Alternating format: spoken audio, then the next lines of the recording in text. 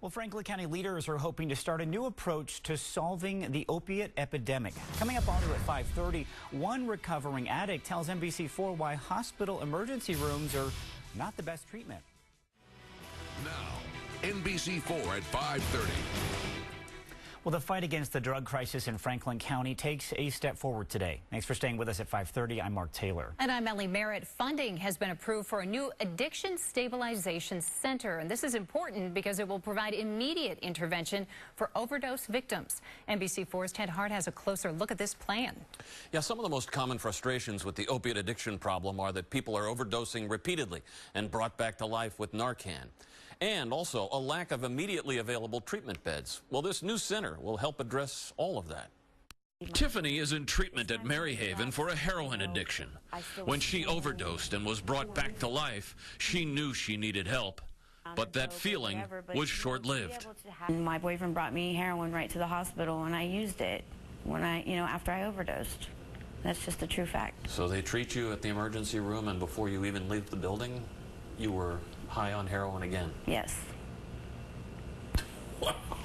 Sorry, that's amazing to me. I'm sorry. No, that's just I'm stunned. It's just real, this stuff is very powerful. Now, Maryhaven and the Franklin County Adam H. Board hope to intercept overdose victims like Tiffany before they can use and overdose again.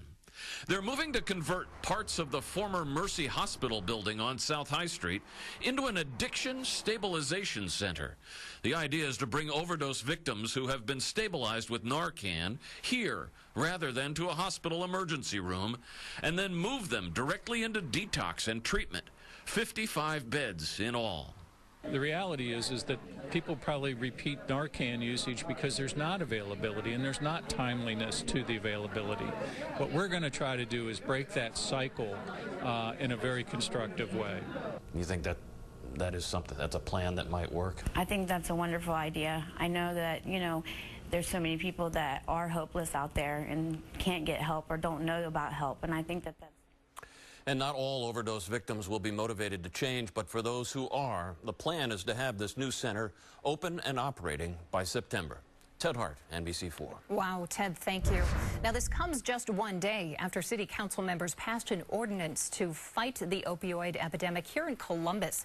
The ordinance will pay for more naloxone for Columbus police officers on patrol. Last summer, the department rolled out a pilot program in the Hilltop and South Side using supplies from the fire department. The program will now expand to other parts of the city.